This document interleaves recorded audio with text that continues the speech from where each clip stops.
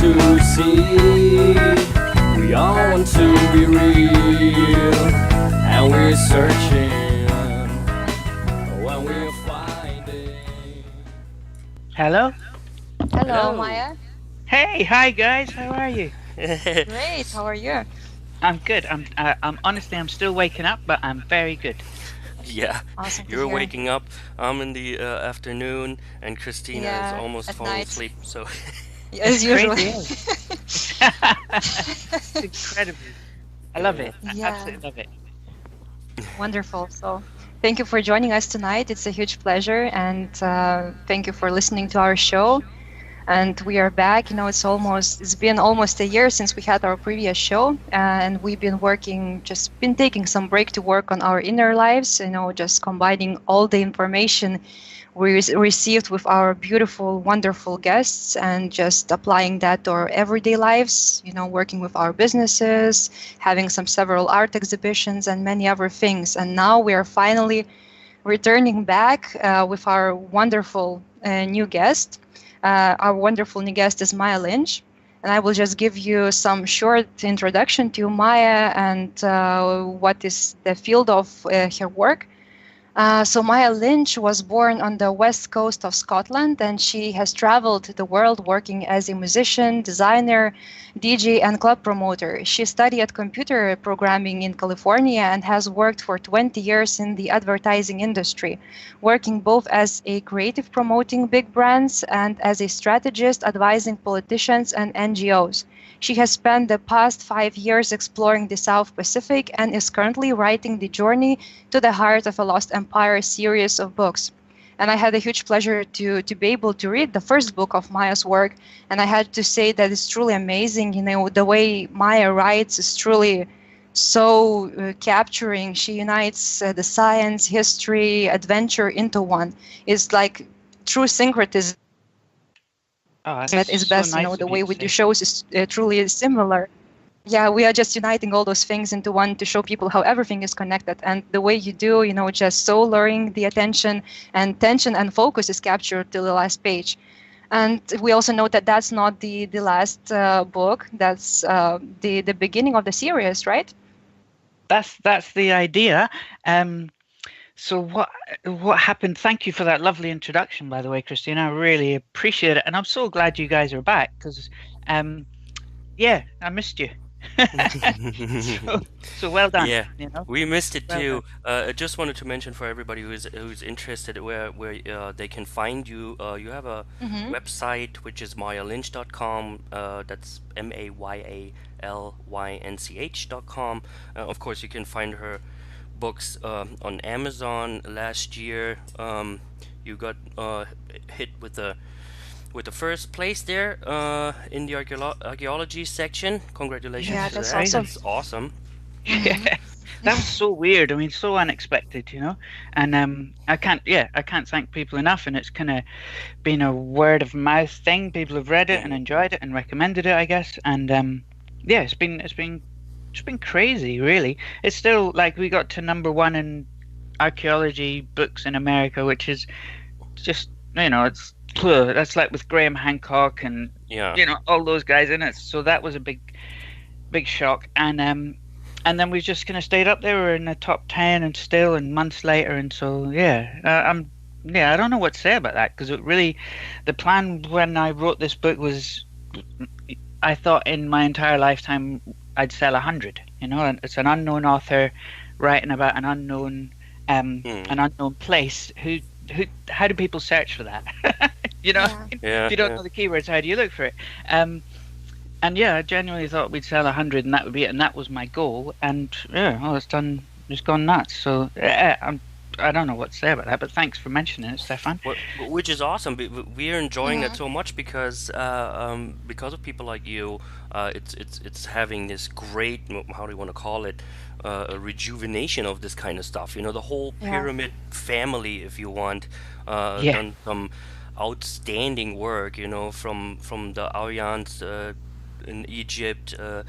To you and all these megalithic structures are coming together now, and we're able to Yeah. find all these similarities, which is just wonderful. yeah, that's crazy. Yeah, that there's so many there's so many connections between, and if you're looking for a connection, you can always find it. We're hardwired to find patterns and things, but there does seem to be some connection between all these different megalithic sites, and it's just that is mind blowing in itself. Anyway, I'm rambling. Yeah. Yeah. So how would you get from advising politicians and NGOs to looking at pyramids in the Samoan jungle? That's a good question. I think some people would call that a midlife crisis. I think I'd just been working in advertising for 20 years. And, when I was a teenager, my heroes were people like Hunter Thompson and Bill Hicks and people like that, so kind of anti-establishment heroes. And then there I was doing a real establishment job, and that I kind of turned 40 and I kind of realized that maybe that was not what I should be doing. So that was kind of going on in the back of my head. And then I'd been working real hard. I'd been working on an election campaign, and I got this.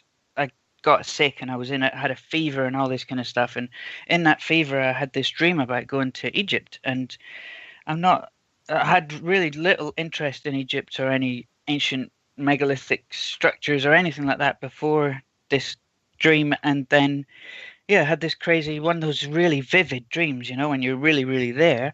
And I was on the Giza plateau and I was shouting, "The pyramids are singing, the pyramids are singing." And I woke up and I was like, "What?" And I woke up, and when I woke up, I was laughing. I was just like, I had this, just overjoyed about this thing, And Amazing.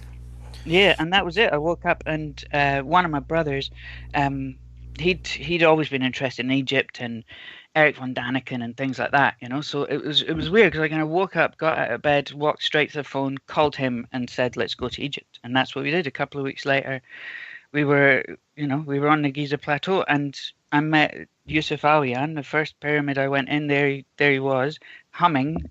He called me over. Amazing. And it was, yeah, crazy, eh? And we were in the Red Pyramid, and he called me over, and he said, "Come here, listen to this." And we stood in this one particular spot, and he just kind of started humming this note, real quietly. And we were in this little tunnel bit, and the whole thing just started to sing, started to kind of make it resonate with the note he was making, and the whole thing just started, vibrating at the note that he was humming. And so the pyramids were singing. It was just, it's crazy. It's crazy. And so I got really interested in Egypt and toured around Egypt a few times, came home and was kind of missing the pyramids and that whole vibe, that whole kind of, there's a certain vibe you get with when things are aligned to the cardinal directions. I've noticed that there's a certain feeling that you get. I mean, so much so that I'm calling you just now from I built a little hut in a little shed, a little work shed in the back garden. But when I was building it, I intentionally aligned it to the equinox. I aligned it to the rising and setting sun and the equinox. Just I thought, well, everybody else used to do it, why not? So I did it, and I swear to God, this little shed feels incredible. It's so calming, and it's a great little creative space. And I don't know how much of it is because it's aligned to the cardinal directions, but I would recommend anyone that gets the opportunity to do it should do it. That's great. Turn your life completely around, huh? From a crash through a vision. The pyramids literally called you, and you followed that call and wrote a book about it. I mean, it works out just beautifully for you. It's crazy. That's the thing is that I say that to my niece who's been visiting with us recently, is like when sometimes you'll hear the call to adventure. You'll hear that little voice, and you just have to recognize it for what it is when it comes. Because I think everybody must hear, and some people just don't act. Yeah. So so anyway, so we came back from Egypt, and I was missing that vibe, and then I was working with this guy, and I was telling him how much I missed pyramids and everything, and he said, "Oh, well, you need to look at in Samoa. There's these things called the star mounds, and and that's really what first turned my attention to Samoa. And yeah, within a few weeks, I was traveling to Samoa on the hunt for this rumored ancient pyramid in the middle of the jungle. Yeah. Yeah. Also, was very interesting that you tell in your story the name of the Pulamali site and all the myth and how that name means and what means Pu and Lemali. So maybe you could share what archaeologists call it like high place of a chief and how local people are calling in the way deeper meanings of that. Sure, sure. So yeah, so basically, on the island of Savai, in the jungle is this ancient structure. So they call it Pule Malay, and it's an ancient pyramid, ancient step pyramid. And then the whole thing is surrounded by like an abandoned city, But the weird thing is that nobody really talks about it too much, or certainly they don't talk about it to European visitors. I would say that much. I think it's fair to say that as an outsider, you're never gonna get the full story, and it's just not the way it works. But yeah, so the archaeologists who were working at Pule Malay, the site, they called it the high place of the chief, which is kind of really lazy description, and that's what I got told. It's it's an abomination. So basically, the name, if you look at it, it's a cognate of two words. Pu, the first part, Pu is a it's a conch shell, and it's so those big shells that people blow when they make that incredible kind of horn sound, Mm-hmm. and they have. I saw it in the museum just the other day. I was in the Auckland Museum. They have the original conch shell there. They have it that they found at the pyramid site. So they have that thing, and I noticed that there are multiple holes that have been kind of drilled in the side of this conch shell, and that would create multiple notes. Wow. So if you've ever heard a conch shell played, it's really powerful sound. But it's a powerful sound. But if you hear two of them played at the same time, it's incredible because you get these kind of the two notes kind of move together and then come to like a feedback standing wave, Yeah, so it's yeah. kind of like they hit this note and then they just turn like electric or something. Like But when two people whistle together and there's a wing, that kind exactly, of yeah. They interference. create this third note, this third thing. So anyway, so the name Pooh, so the first part of the name is conch shell sound, powerful sound, that kind of thing. And then Lemele is the power of the universe, So it's the conch shell sound of the power of the universe is kind of the way it was described to me. So it's funny when you think about. I mean, what would that noise be? What are they trying to describe when they say the sound of the power of the universe? Hmm. Just And you spoke about one specific conch shell that they found. They found only one, and that's supposed to be the one. well, I'm not sure. I mean, it was I was in. I'm not sure if it's the only one. They found when archaeologists were there in the early 2000s. They found over 3,000 artifacts. So everything from this conch shell to adzes and all sorts of different things like that. But the conch shell is on exhibition at the museum right now. And yeah, it just said that it had been found on top of the Pulemele stone pyramid in Savai. That's all it says. It doesn't say it's the only one or whatever. But what really struck me as interesting was I'd always assumed it was just this conch shell with no work done to it. I didn't realize that there'd been extra holes drilled into the side and things, which would create this multi-tone thing that we were just talking about.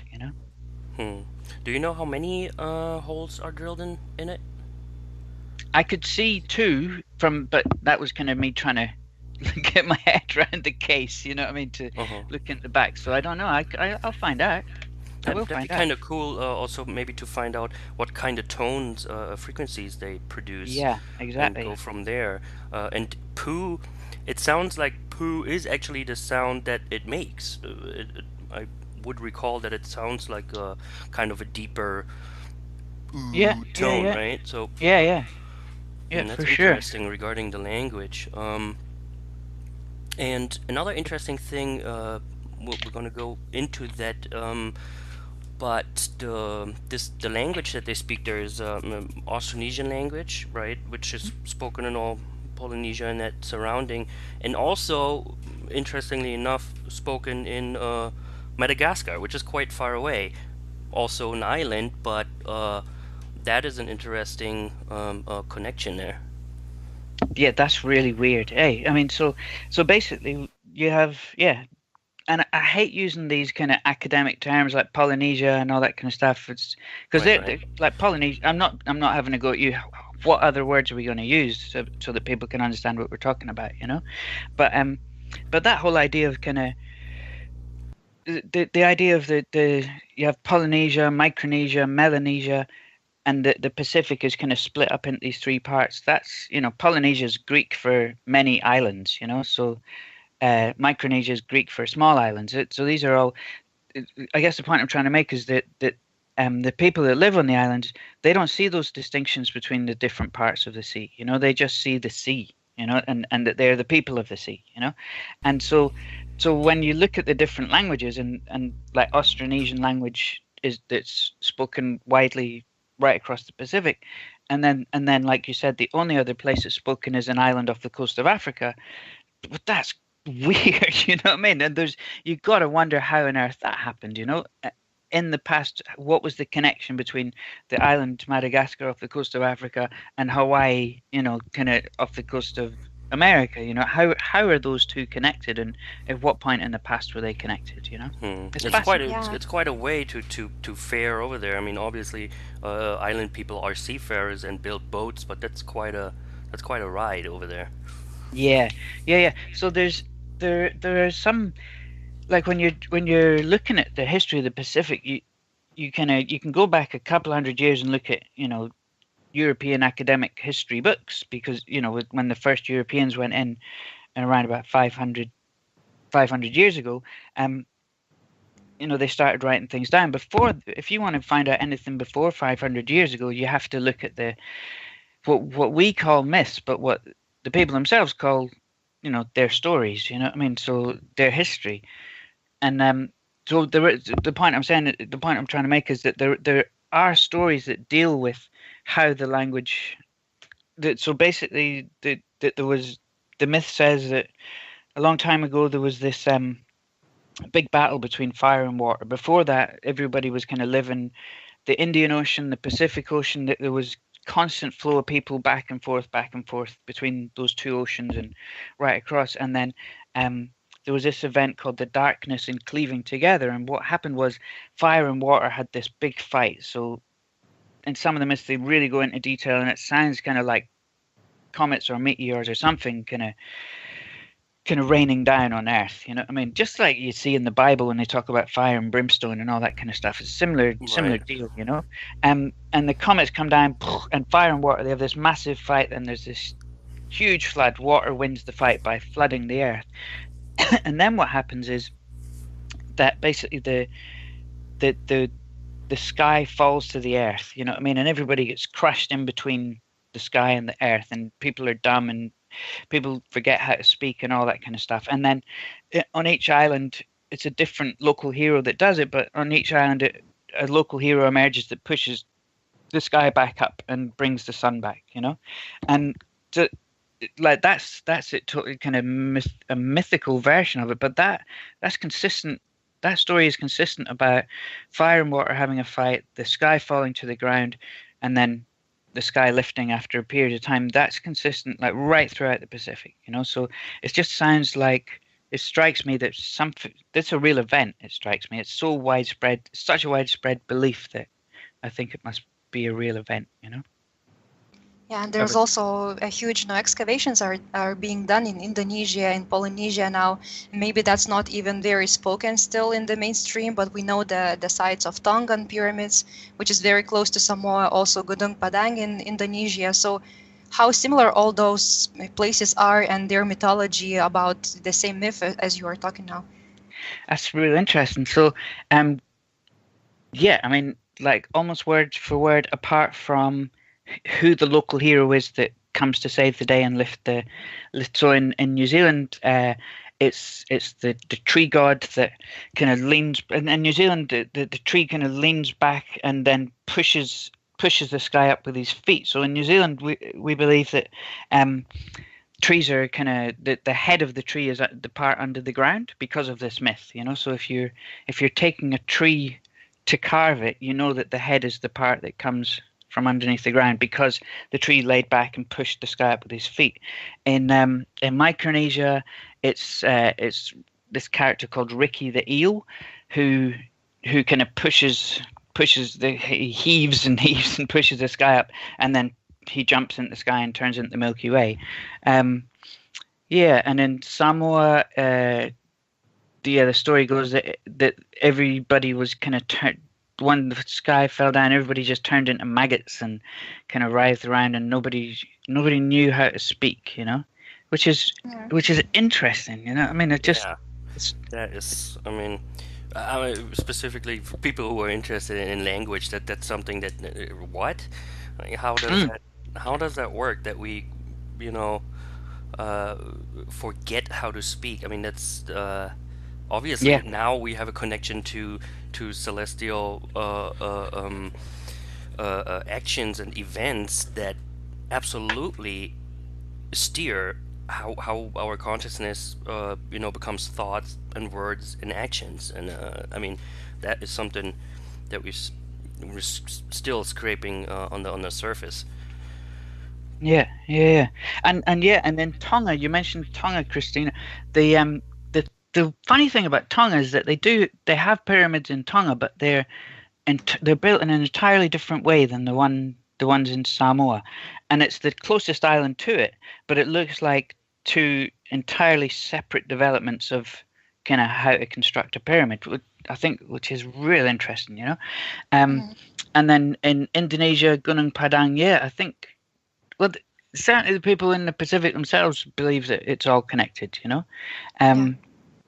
But there is this idea of this kind of like if you go to school in the Pacific today, you'll be told that what happened was these guys sailed out from Taiwan about 3,000 years ago into the Pacific.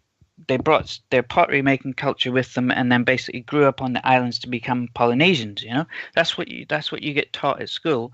But in the past kind of 4 or 5 years, what's happened is the research, that was the accepted theory. They called it the out of Taiwan theory, and it's still it's still what they believe happened. But in the past 4 or 5 years, there's been this incredible leap in technology, and how now the scientists, this woman down at Otago University, Professor Lisa Matisu-Smith, is doing this research where she's able to test ancient bones. She's able to test the DNA of ancient bones, and what she's done is she's gone to these sites where these people that supposedly came out of Taiwan lived, and looked at the food middens at these sites, and is testing the DNA of bones from those sites. And through doing that, she figured she could trace the movement. If she can trace the movement of the food that the people ate, the food only came on the boats, therefore she can test the movement of the people that came.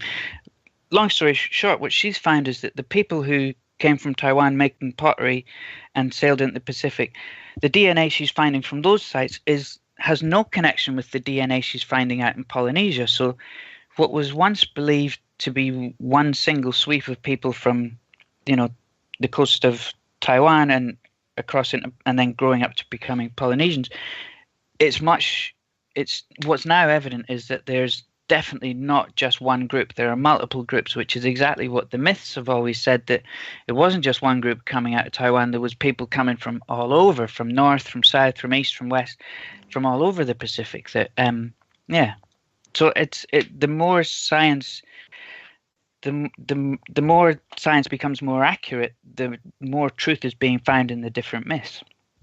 And so what kind? Yeah, go ahead. Okay, so now we are at the genealogical side of things, which gets pretty scientific, but nonetheless interesting. So, what can you tell us about the genealogical origins of these people, or different groups? Yeah, I mean it's not. That's a tricky one, mate.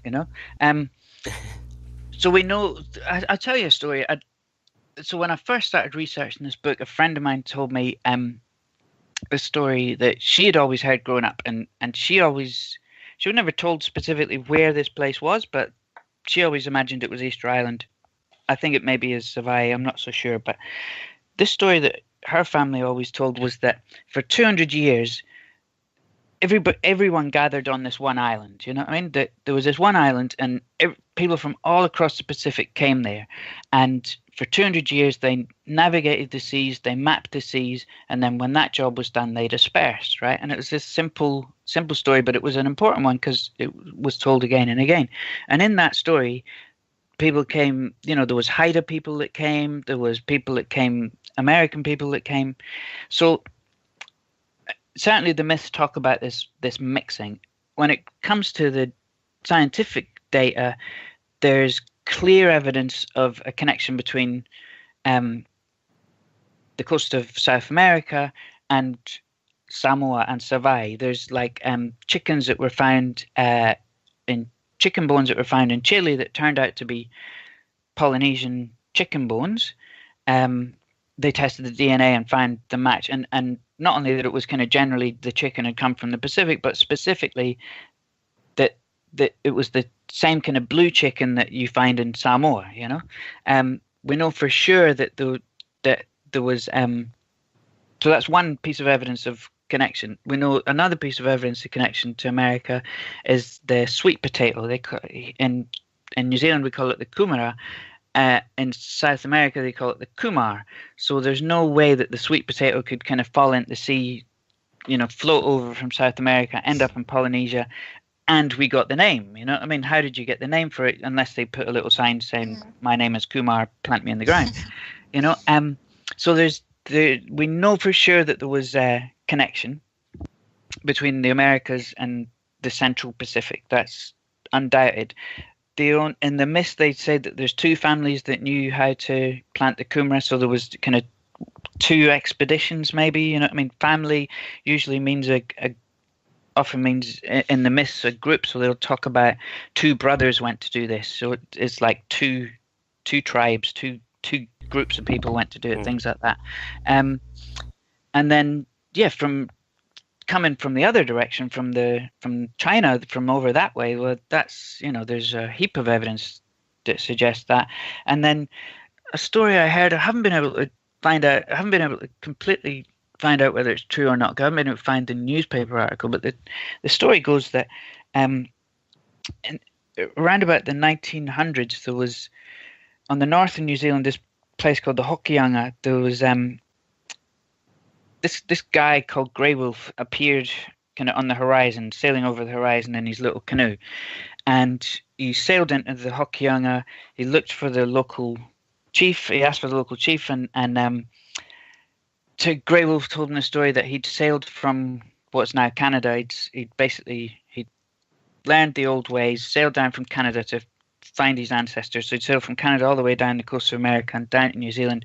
They went to a meeting house. They had a chat to kind of verify that you know that the connections were true. Did you have, you know, that they shared the same stories?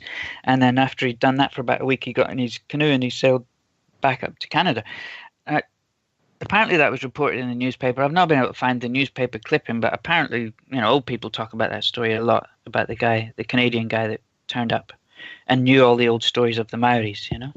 So I think, yeah, I think we're just scratching the surface of how connected the ancient Pacific was, you know. Surely, yeah. And what kind of interesting maybe bones are found in such a site like Pulemoli? And maybe there are some myths, or maybe even found some artifacts like elongated skulls, for example, because, you know, we know that there were found some of them in South America. So maybe if such connections were, so maybe even just myths survived like that, or maybe just even skulls were found there. Yeah, well, not. There was no human remains being found at the pyramid itself, but there. So I'll tell you how I got to this. I found this out. There was I was looking for for a myth that might possibly explain who built it, because that's the other thing. Nobody really knows who built this pyramid, you know? And there's no surviving story, certainly not one that was going to get shared with a visitor like me, you know? So I was kind of reading it, digging into Samoan myths, and there is this one story that talks about this princess, and long story short, she wants the boat builders they used to have all died out.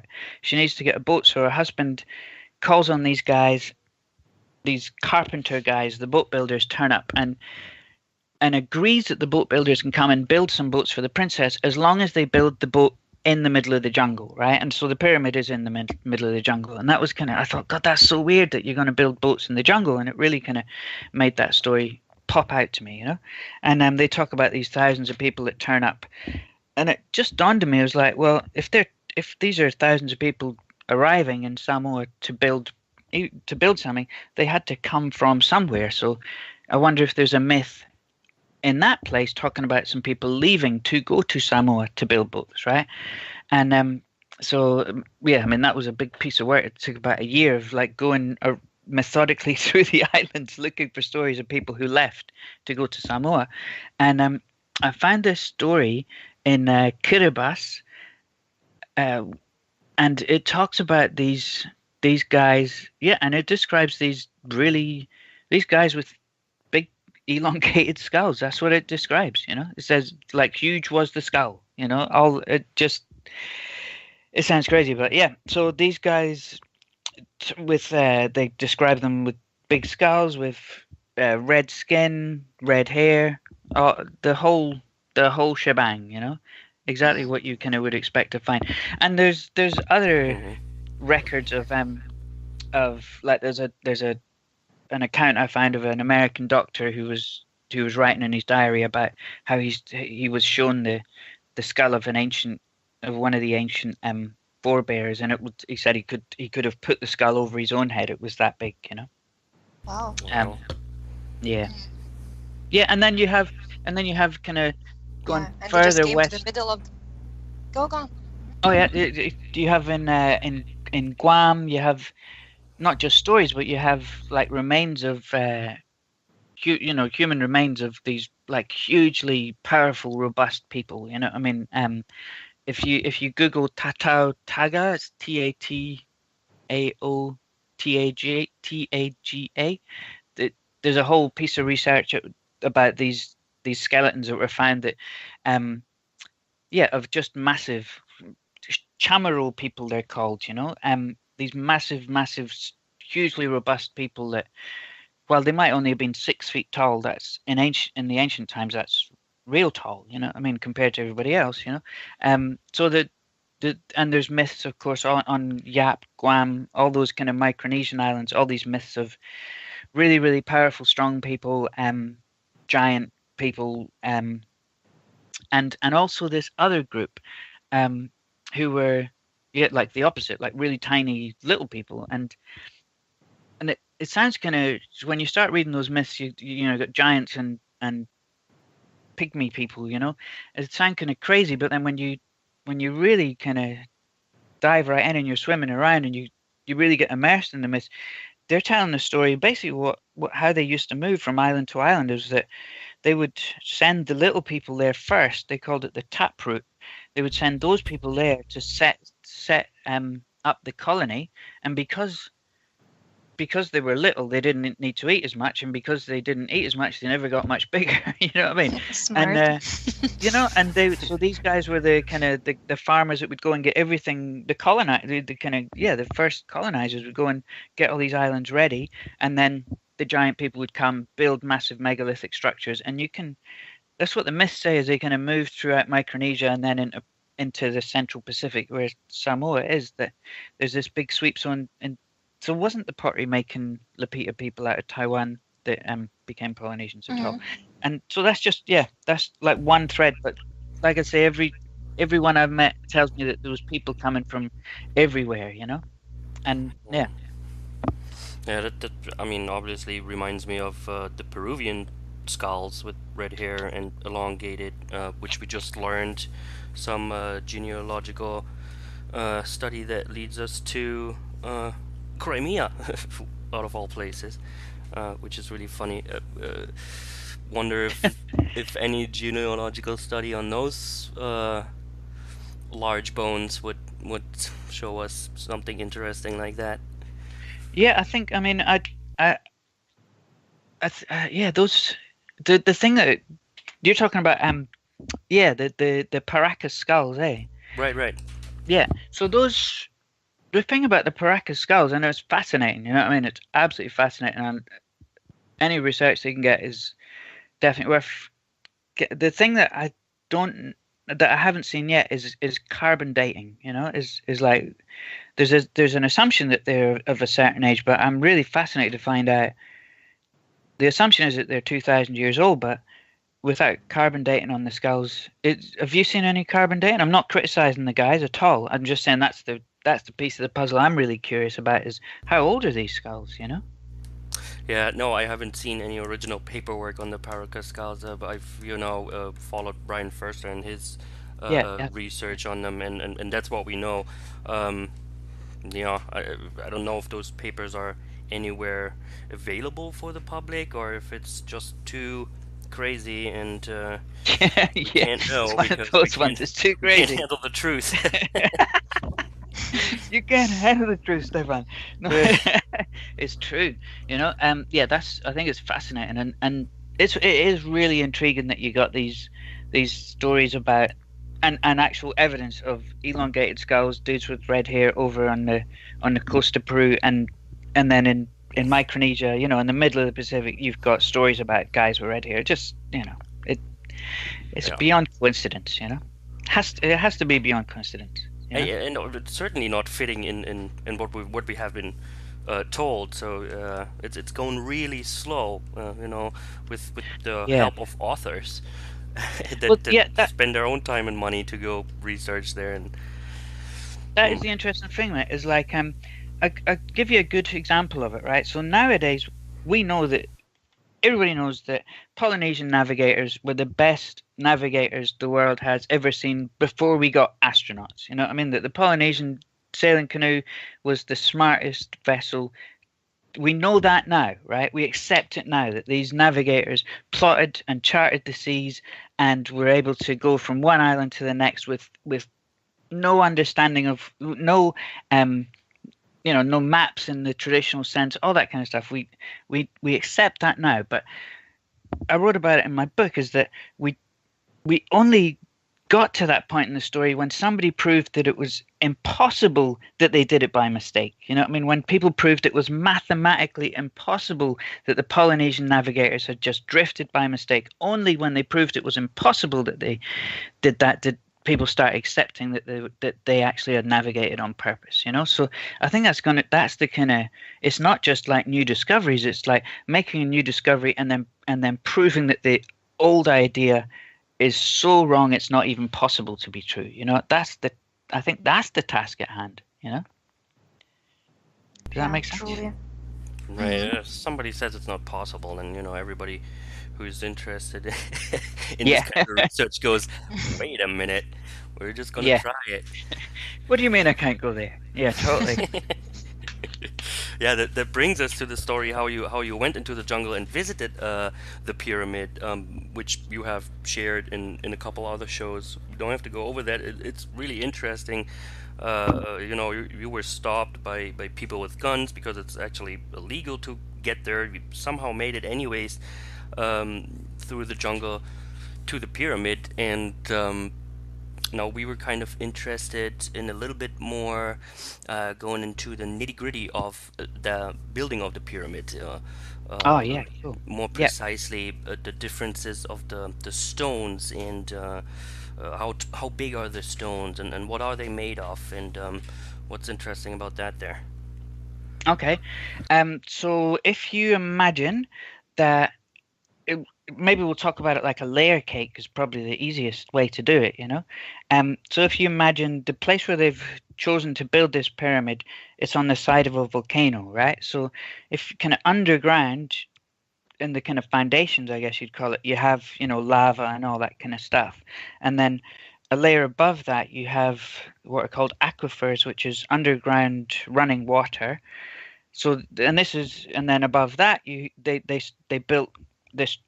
They kind of dug into the bedrock first. So you got the lava, then the aquifers, and then when you get to the top layer of the bedrock, they kind of dug down into the bedrock first, and then they've placed basalt, so tabular basalt stones, which is like those pictures you see of the Giant's Causeway and places like that, where the basalt is shaped kind of like a hexagon.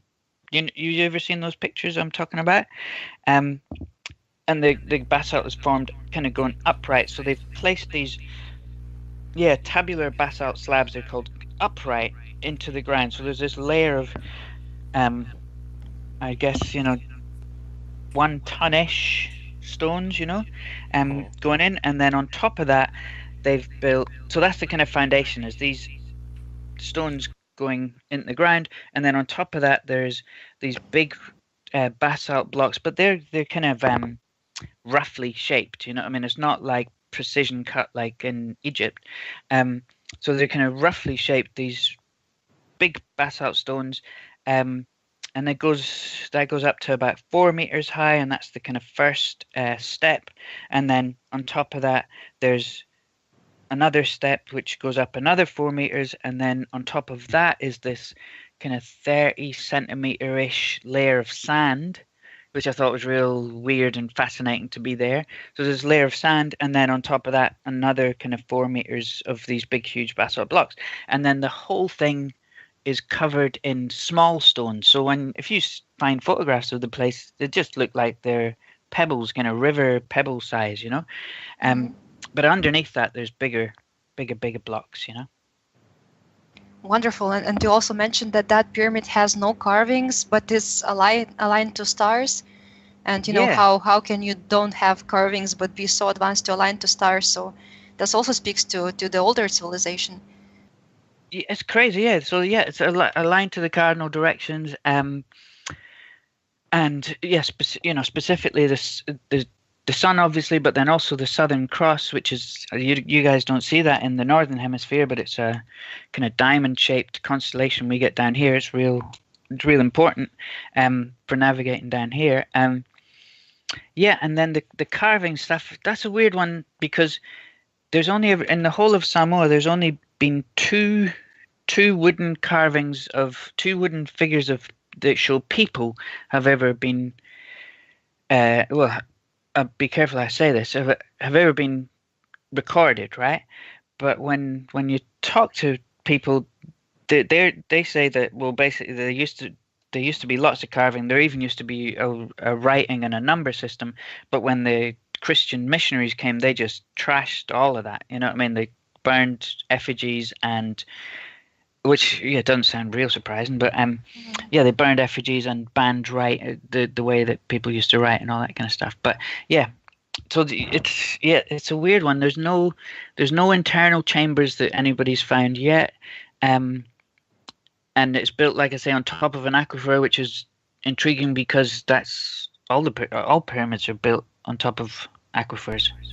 Right. Yeah. And haven't they done any deep, maybe penetrating radar, some scans about that pyramid? Yeah, thank you. Thanks for the nudge. Yes, they have. So Wonderful. in 2010, there was this research team, and they were funded by the Thor Heyerdahl Foundation. And so these 2 guys, Clark and De Buran, they went to the pyramid, and by the time they got there, it was now illegal to excavate. So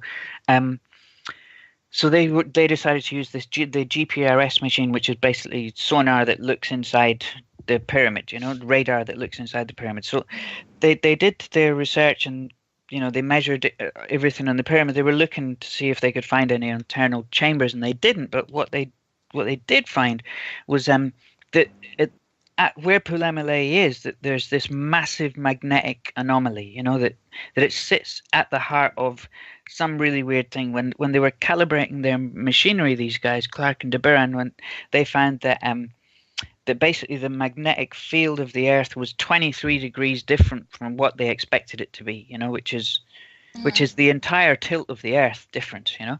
So it's a big difference, and so they recalibrated their machines for this strange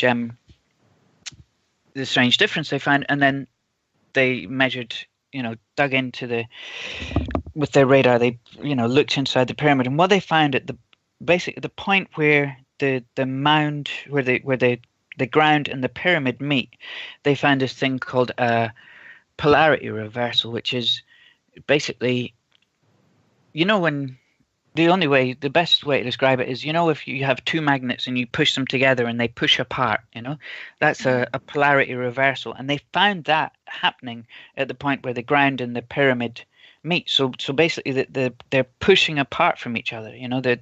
The charges on the rocks are actually trying to push the ground, trying to push the pyramid away from it, which is just fascinating, but really, really weird. Yeah.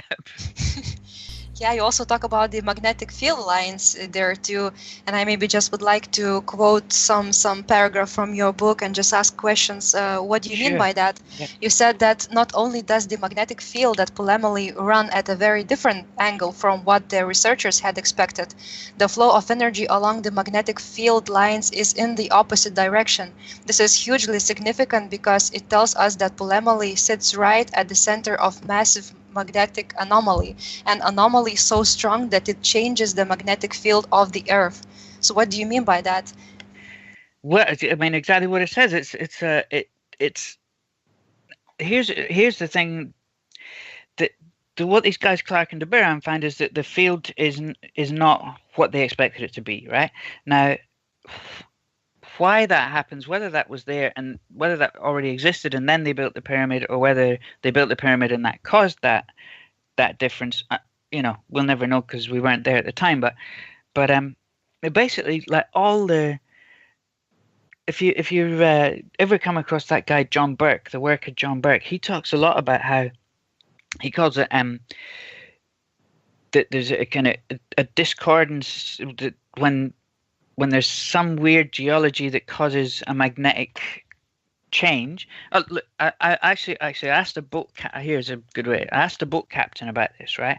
If he drives big ships and everything, and I asked him if he'd ever come across magnetic anomalies, because it was when I was trying to research this and figure out what that actually meant. And he's, and he said, of course he has, all around the world. You know what I mean? You get these anomalies happening all around the world, and that's why they have on his big boat they've got they have a compass, but they also have this gyroscope thing, and they also have GPS, and they have multiple different ways of measuring exactly where they are, because sometimes you'll just sail into a massive magnetic anomaly, you know what I mean, or you'll pull into port, and sometimes he said that like real big boats will cause a kind of magnetic disturbance, so I don't think it's something completely out of the ordinary that this big structure could cause a magnetic anomaly like that. But yeah, long story short, I think they decided to build the pyramid there because this magnetic anomaly existed, That kind of goes hand in hand with the whole pyramid and megalithic structures on the ley line system. So it seems to be, I haven't looked, but it seems to be that that's either on a ley line or on one of these knot points where the ley lines meet.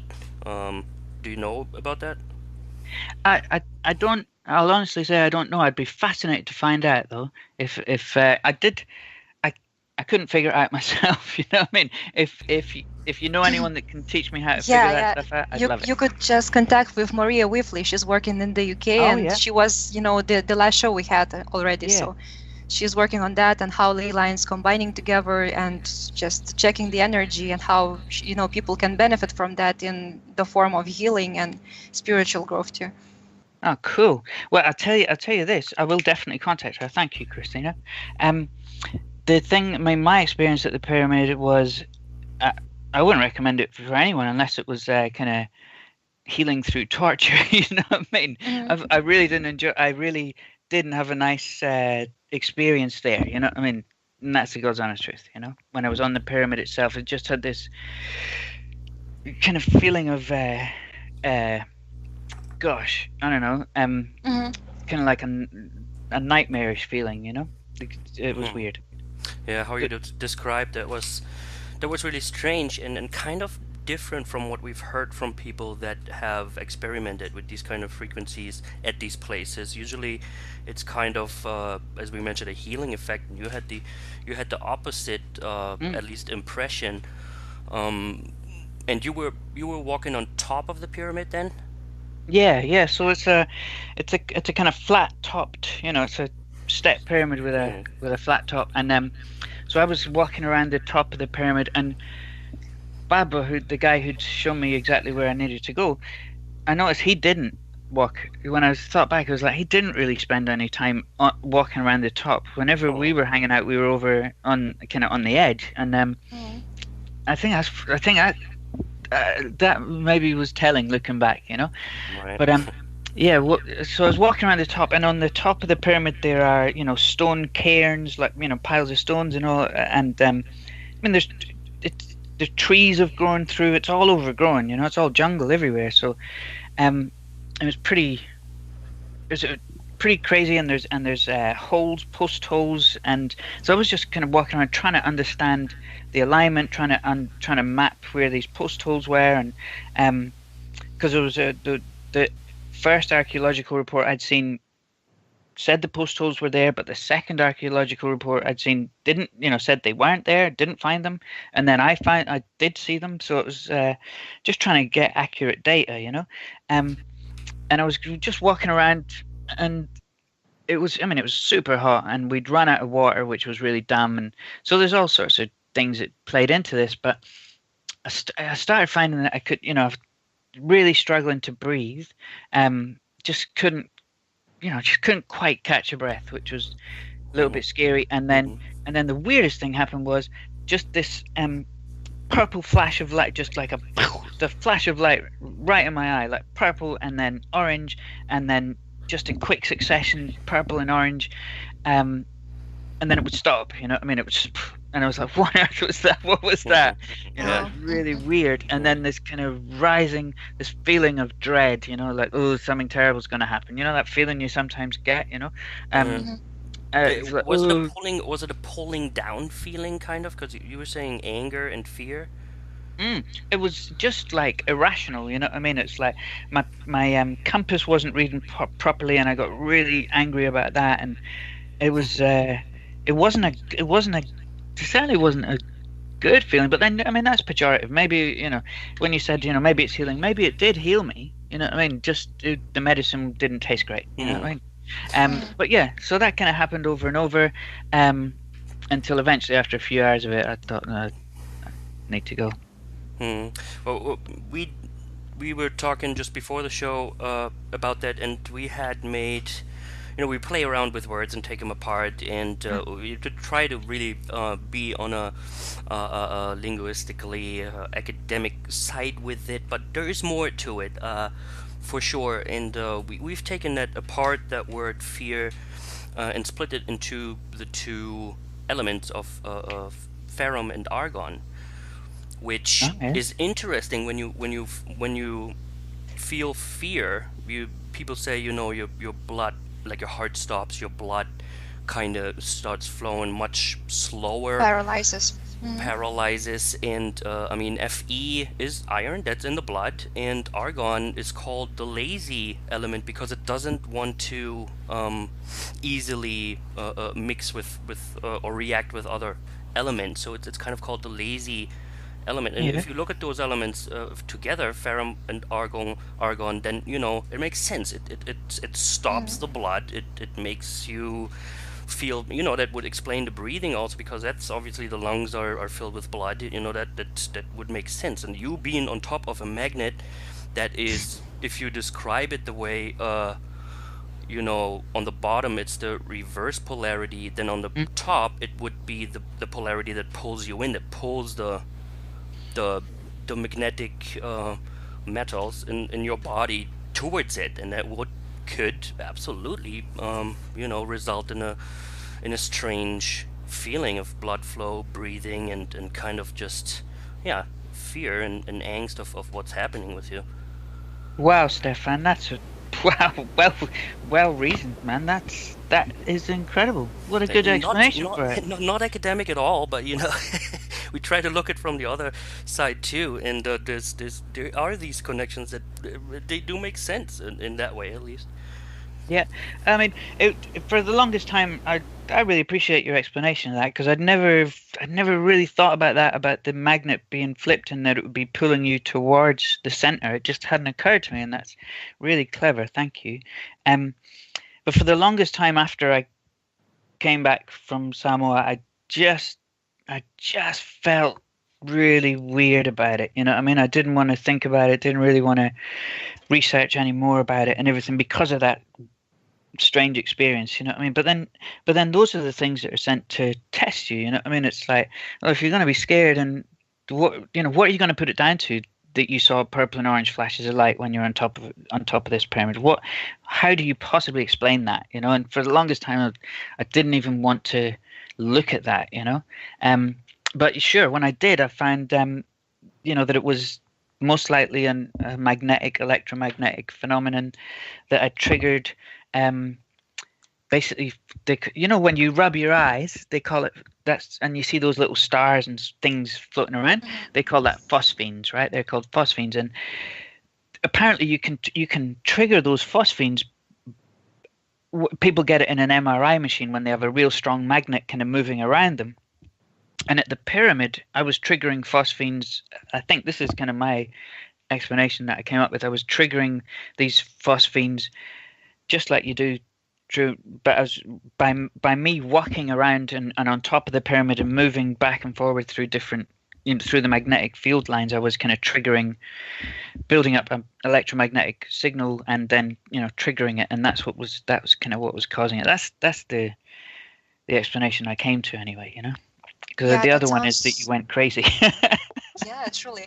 That really sounds like, the experience people are having when they're, so to speak, activating their Kundalini powers, going through that red color up to their spine. And when they are reaching the head, they are seeing that purple, color, the highest color of the body, all the spectrum of the colors. So they are experiencing that awakening of the Kundalini.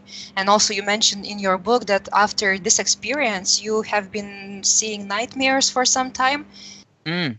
Yeah, maybe you just really activated something that you needed to work with. Well, I mean, I ended up writing a book, so something happened, wonderful. you know what I mean? That was not the plan in the first place, it was just, the plan was to go and find this place and chill out on the beach. There was no plan to go and write a book about it, so yeah, something happened, for sure, Christina, something did change that day, for sure. Yeah, truly. And what's also very interesting that this whole site, Pulemeli, is as if hidden in the jungles. Yes, of course, the climate is very humid, and also all the plants are growing very fast there. But sounds, if looking from higher perspectives, that the jungle itself wants to hide that place from maybe people. Also, all the people of Samoa, they don't want to talk about that site. So maybe that's energetically done in some purpose of to just maybe protect people from that energy. What do you think? I think you're probably completely right. Actually, I got an email from one of my readers just not long ago saying, and he's from Samoa, and he said exactly that. He's exactly just like you said it. You know what I mean? That the people who don't want to, the reason, they're letting the jungle grow over it. The people shouldn't be going there. Blah blah blah blah. So and I definitely wouldn't. Like I would recommend to anybody, go to the Giza Plateau. You're going to love it, mate. Go to Egypt. You're going to have a great time. I'm not in any rush to tell people they should go and find this pyramid. I would say the complete opposite. It's you don't go on my account, is what I would say. I'm not going to try and stop anyone if they really want to go, but yeah. It's had you maybe experienced similar feelings in your life maybe before with such similar maybe energies? Maybe some towns you visited in cities, huge cities like some London or New York, such huge places. Maybe they had similar energies like that too, some distortion or something. Oh God, that's a good question. Maybe when I was real young, there used to be this place. there used to be this place, we called it Scobie's Rundy, and it was like a place in the forest that you went, and it was like this burned part, this part where nothing ever grew, and it had this real weird vibe about it. Anyway, when I grew up, we found out that that's actually where, 500 years ago, more than that, that's where they used to burn the witches. That's the place that we were going, finding real scary, was where they used to burn the witches. So yeah, so there was something about that place. But to be honest, I mean, I'm a bit of a slug. My favorite place is my favorite place where I've had the nicest feelings is, in front on the Giza Plateau. You guys have been to Egypt, eh? Yeah, I have been. Yeah, the middle pyramid, the second pyramid, and in front of that there's the they call it the temple, the temple at the front of the pyramid, and there's that there's like a crystal embedded, like a big huge crystal embedded in the ground there, just right in front of that calcite crystal. So I would say that's my favorite place. I like, when I go to Egypt, I just like to go and I'll spend a whole day just sitting there, because it feels so nice, it just feels so good, Yeah, and That also would be my Philly favorite. Temple. That's truly amazing experience Oh my to Lord. be there. That's amazing. Isn't it? Oh my God, Yeah. that place is incredible. One of the best feelings I have felt in my life, I guess, being there. Same. What did you think? I mean, because I came out of that place and I cried, I mean, what did you Yeah, think? similar. I just felt love, that motherly, I don't know, maybe feminine love, understanding, and that was truly that deep that I just felt that I have to take maybe some stone from that place just intuitively. So Yeah. I just took one stone with myself to my home, but I just been there maybe for a few hours, just so, touched by that feeling. That's truly amazing. It's incredible, eh? And Yeah. you wonder, how on earth did they do it? I mean, how? What is it that they know that we didn't know? I mean, they knew that we don't know yet. And I tell you, like I said earlier on, I built this little shed and I aligned it to the rising sun on the equinox, which sounds crazy, and my friends all thought it was crazy, but everybody agrees now it feels awesome when you come inside and you just sit down and just I guess just going to that effort, I mean, Yeah. Right. It's something that you intended to be a certain way, and it comes out a certain way. If you don't put intent in it, then nothing happens really with it, or at least not what you expected. But that's cool. Now I want to build a shed and align it. Yeah, no, it's crazy. It's crazy.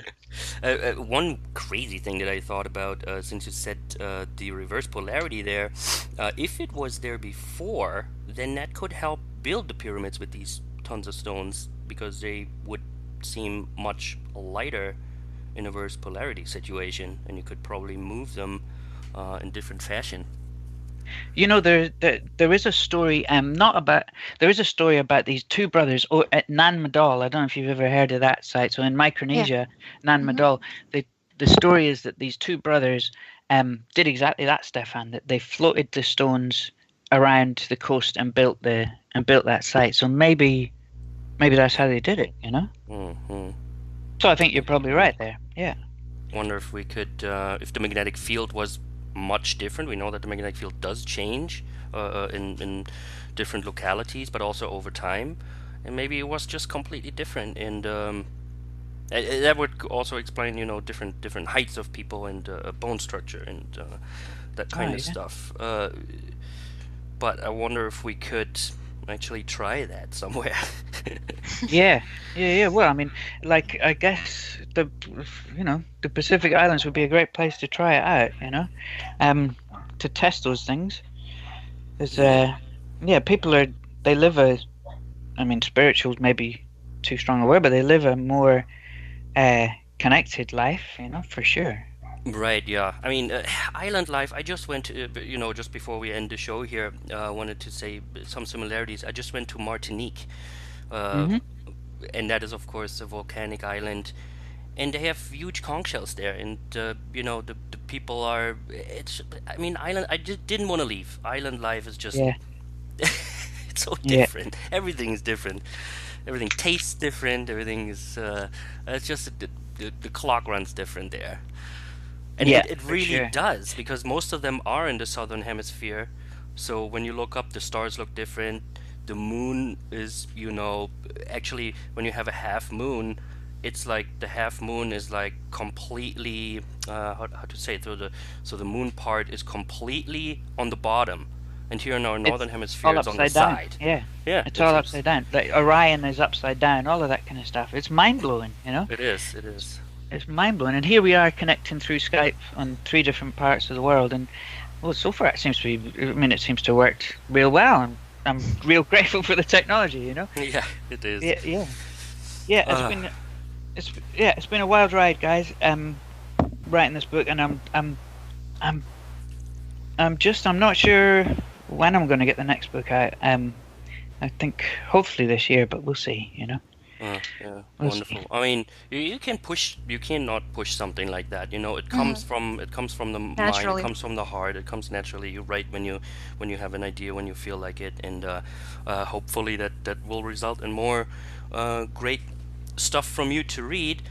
We certainly appreciate your work until now, and also appreciate you coming here today and spending the time with us and answering our questions. That was really interesting, and hope we can do it again in the future.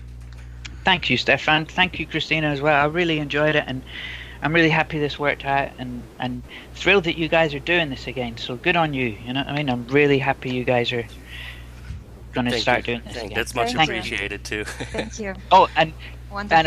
I'll say this, Christina. Namaste, aloha. Namaste. So much, So much love. love. Have a good one. Speak soon. Thank Bye. you. Bye.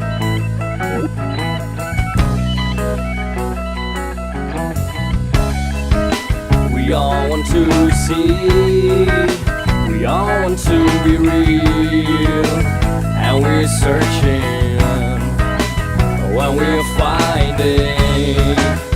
We all want to feel the taste of belief, and we search for directions where we meet with our fears. We all want to steer, we want to appear, even in the hardest battle, face the unreal. Do you feel the grace of fear? There is no need to disappear. Just take fear and get clear.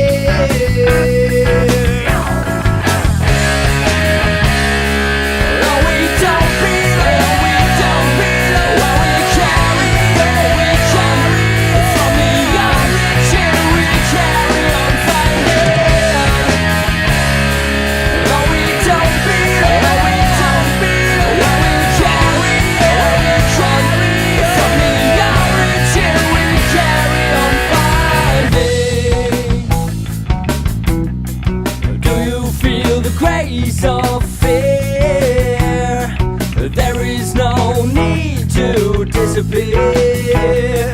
Just stay